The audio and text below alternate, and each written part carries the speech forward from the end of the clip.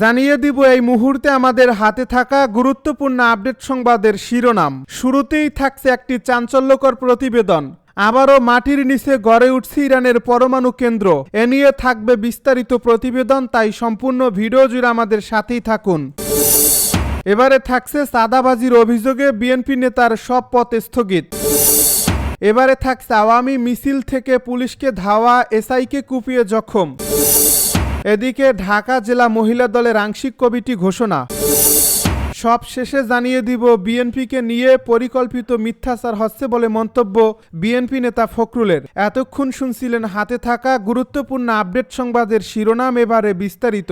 তবে তার আগে অনুরোধ রইল ভিডিওটিতে একটি লাইক এবং কমেন্ট করে জানিয়ে দিন ভিডিও সম্পর্কে আপনার মূল্যবান মতামত। আরও জানিয়ে দিন ভিডিওটি কোথা থেকে দেখছেন বা কোন জেলা থেকে দেখছেন।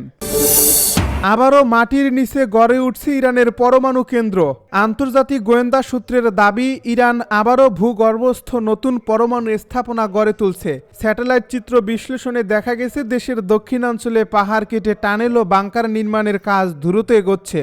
বিশেষজ্ঞরা আশঙ্কা করছেন এসব স্থাপনায় ভবিষ্যতে উচ্চমাত্রার ইউরেনিয়াম সমৃদ্ধকরণের জন্য ব্যবহার হতে পারে। মার্কিন এবং ইউরোপীয় গোয়েন্দা রিপোর্টে বলা হয়েছে এই নতুন স্থাপনাগুলো এমনভাবে নকশা করা হচ্ছে যাতে প্রচলিত বোমার আঘাতেও ক্ষতিগ্রস্ত না হয়। ইরান এই কেন্দ্রগুলো সম্পর্কে আনুষ্ঠানিকভাবে আন্তর্জাতিক পরমাণু শক্তি সংস্থাকে কিছু জানায়নি, যা 2015 সালের পারমাণবিক চুক্তির শর্ত ভঙ্গের শামিল হতে পারে। প্রাপ্ত তথ্য অনুযায়ী নতুন ভূগর্ভস্থ সাইটে প্রবেশ পথ এবং নিরাপত্তা অবকাঠামো শক্তিশালী করা হয়েছে। পুরনো একটি ভূগর্ভস্থ কেন্দ্র পুনর্গঠন করা হচ্ছে যাতে উন্নত মানের সেন্ট্রিফিউজ বসানো সম্ভব হয়। এগুলো চালু হলে ইরান দ্রুত অস্ত্রমানের ইউরেনিয়াম উৎপাদন সক্ষমতা অর্জন করতে পারে। আইএই এর সর্বশেষ প্রতিবেদনে উল্লেখ করা হয় ইরান ইতিমধ্যেই 60% পর্যন্ত সমৃদ্ধ ইউরেনিয়াম মজুত করছে। যদিও তেহরান দাবি করছে তাদের কর্মসূচি শান্তিপূর্ণ উদ্দেশ্যে, পশ্চিমা দেশগুলো বলছে এটি ভবিষ্যতে পারমাণবিক অস্ত্র তৈরির পথে গুরুত্বপূর্ণ ধাপ। যুক্তরাষ্ট্রের পররাষ্ট্র দপ্তর জানিয়েছে ইরানের এই পদক্ষেপ আঞ্চলিক স্থিতিশীলতার জন্য বড় হুমকি। তারা কূটনৈতিক ও অর্থনৈতিক চাপ বাড়ানোর ইঙ্গিত দিয়েছে। অন্যদিকে ইরান বলছে আন্তর্জাতিক নিষেধাজ্ঞা এবং সাম্প্রতিক ইসরায়েলি হামলার প্রেক্ষাপটে নিজেদের প্রতিরক্ষা জোরদার করাই তাদের উদ্দেশ্য। বিশেষজ্ঞদের মতে ভূগর্ভস্থ এই নতুন স্থাপনাগুলো কেবল ইসরায়েল নয় বরং আন্তর্জাতিক কূটনীতির জন্য বড় চ্যালেঞ্জ হয়ে উঠতে পারে। ভবিষ্যতে এসব স্থাপনা ধ্বংস বা নিষ্ক্রিয় করা প্রায় অসম্ভব হবে যদি তা নির্মাণ পর্যায়ে রোধ করা যায়। চাঁদাবাজির অভিযোগে বিএনপি নেতার সব পথ স্থগিত। চাঁদাবাজি, দখলবাজি সহ দলীয় নীতি ও আদর্শ বিরোধী কর্মকাণ্ডে জড়িত থাকার সুনির্দিষ্ট অভিযোগে সিলেটের কোম্পানীগঞ্জ উপজেলা বিএনপির সভাপতি শাহাবুদ্দিনের সব পথ স্থগিত করা হয়েছে। তার স্থলে উপজেলা বিএনপির সহ সভাপতি হাজী আব্দুল মান্নানকে ভারপ্রাপ্ত সভাপতি হিসেবে মনোনীত করা হয়েছে। পরবর্তী নির্দেশ না দেওয়া পর্যন্ত সিদ্ধান্ত কার্যকর থাকবে। সোমবার রাতে বিএনপির জ্যেষ্ঠ যুগ্ম মহাসচিব রুহুল কবির রিজভির সই করা এক বিজ্ঞপ্তিতে এই তথ্য জানানো হয়। ভোলাগঞ্জ সাদা পাথর পর্যটন কেন্দ্রে পাথর লুটের ঘটনায় নাম আসে শাহাবুদ্দিনের। স্থানীয়দের অভিযোগ পরিবেশ অধিদপ্তর এ বিষয়ে কার্যকর কোনো পদক্ষেপ নিচ্ছে না। আওয়ামী মিছিল থেকে পুলিশকে ধাওয়া, এসআইকে কুপিয়ে জখম। চট্টগ্রামের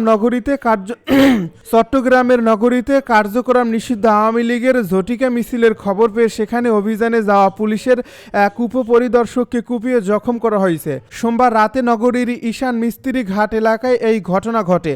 আহত ওই পুলিশ সদস্যের নাম আবু সাইদ রানা। তিনি বন্দর থানায় কর্মরত রয়েছেন। পুলিশের স্থানীয় সূত্রে জানা যায় রাতে ঈশান মিস্ত্রি ঘাট এলাকায় আওয়ামী লীগের কর্মীরা ঝটিকা মিছিল বের করে। এই খবর পেয়ে বন্দর থানা পুলিশের 4 থেকে 5 জনের একটি দল সেখানে যায়। পুলিশ দেখে আওয়ামী লীগের মিছিল থেকে তাদের ধাওয়া করা হয়। এ সময় অন্যরা সেখান থেকে পিছু হটলেও এসআই আবু সাইদ রানা মাটিতে পড়ে যান। তখন তাকে কুপিয়ে জখম করা হয়। নগর পুলিশের উপকমিশনার আমিরুল ইসলাম বলেন, আওয়ামী মিছিল থেকে পুলিশের এক এসআইকে কুপিয়ে জখম করা হয়েছে। এই ঘটনার পর সেখানে অভিযান চালিয়ে কয়েকজনকে আটক করা হয়েছে। ঢাকা জেলা মহিলা দলের আংশিক কমিটি ঘোষণা। দীর্ঘ প্রায় 10 বছর পর ঘোষিত হলো জাতীয়তাবাদী মহিলা দলের ঢাকা জেলার আংশিক কমিটি। এতে সভাপতি, সাধারণ সম্পাদক সহ 5 সদস্য বিশিষ্ট কমিটির নাম ঘোষণা করা হয়েছে। সভাপতি হয়েছেন শামীমা রহিম, সাধারণ সম্পাদক সুলতানা খন্দকার। মঙ্গলবার দুপুরে সংগঠনের সভাপতি আফরোজ আব্বাস ও সাধারণ সম্পাদক সুলতান আহমেদ স্বাক্ষরিত দলীয় প্যাডে এই কমিটি ঘোষণা করা হয়। দলীয় সূত্রে জানা গেছে, দীর্ঘ সময় ধরে ঢাকা জেলা মহিলা দলের কমিটি না থাকায় সংগঠনের কেন্দ্রীয় বিভাগ তা পরিচালনা করে আসছিল। মহিলা দলকে গতিশীল করার জন্য জেলা বিএনপির পরামর্শক্রমে মঙ্গলবার দুপুরে কেন্দ্রীয় মহিলা দলের পক্ষ থেকে দোহারের শামীমা রহিমকে সভাপতি, সাভারের মিনি আক্তারকে জ্যেষ্ঠ সহ সভাপতি, ধামরাইয়ের সুলতানা খন্দকারকে সাধারণ সম্পাদক, দোহারের শম্পা আক্তারকে জ্যেষ্ঠ যুগ্ম সাধারণ সম্পাদক, কেরানীগঞ্জের নার্গিস হককে সাংগঠনিক সম্পাদক করে 5 সদস্যের কমিটি ঘোষণা করা হয়। এ সময় আগামী 30 দিনের মধ্যে পূর্ণাঙ্গ কমিটি করার নির্দেশ দেওয়া হয়েছে।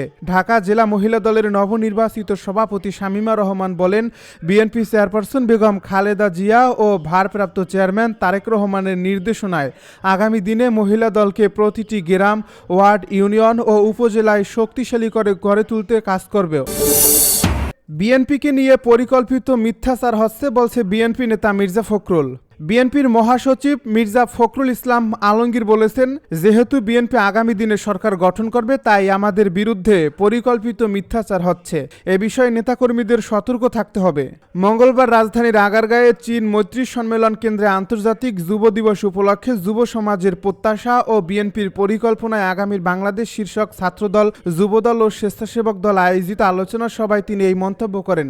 বিএনপি নেতা মির্জা ফখরুল বলেন, আমাদের নেতা তারেক রহমান তার নিজস্ব সংগ্রাম দিয়ে নির্বাচনকে 2026 সালের ফেব্রুয়ারিতে নিয়ে এসেছেন।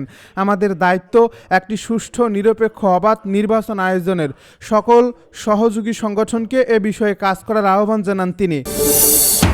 জামায়াতের নতুন কর্মসূচির তারিখ পরিবর্তন।